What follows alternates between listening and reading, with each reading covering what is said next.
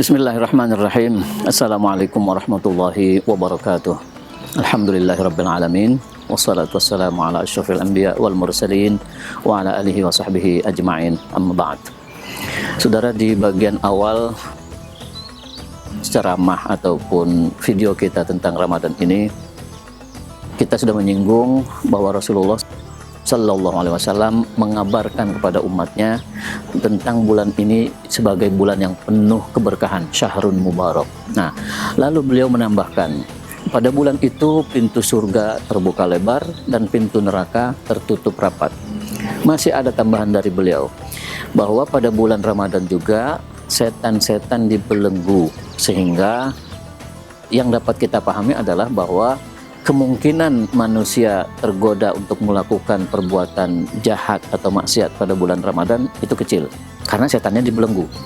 Tetapi ada saja orang yang memahami secara kurang tepat. Ada yang mengatakan bahwa itu tidak mungkin setan dibelenggu oleh Tuhan, karena Tuhan sendiri sudah berjanji akan membiarkan setan menggoda manusia.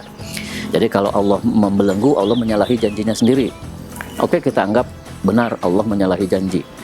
Tapi ketika Allah menyalahi janji dari yang buruk menjadi baik, itu tidak masalah. Contoh umpamanya Allah berjanji ingin menghukum orang yang bermaksiat masuk neraka. Tapi karena kemudian orang itu mendapat syafaat dari Nabi dan lain sebagainya, lalu Allah tidak jadi memasukkan orang itu ke dalam neraka, bahkan kemudian memasukkannya ke dalam surga. Allah menyalahi janji juga, tapi itu benar gitu, itu baik, karena dari yang seharusnya masuk neraka menjadi surga itu baik. Yang tidak baik tentu kalau Allah menjanjikan surga lalu masuk ke neraka gitu.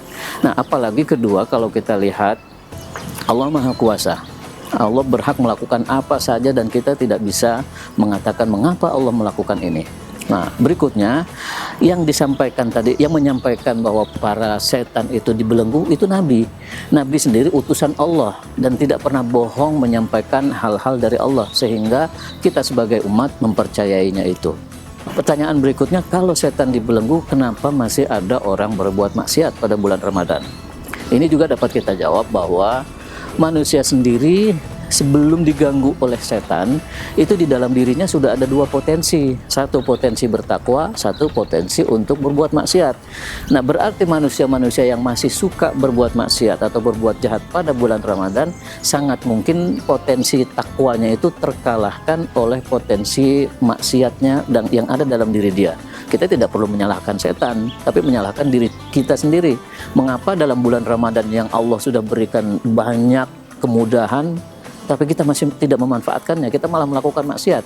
Salah diri kita sendiri. Jangan salahkan setan, karena kita juga punya potensi bersalah. Tetapi Allah sudah membuka pintu rahmat dan pintu tobat. Segera kita mengakui kesalahan kita dan bertobat kepada Allah. Demikian, terima kasih. Wassalamualaikum warahmatullahi wabarakatuh.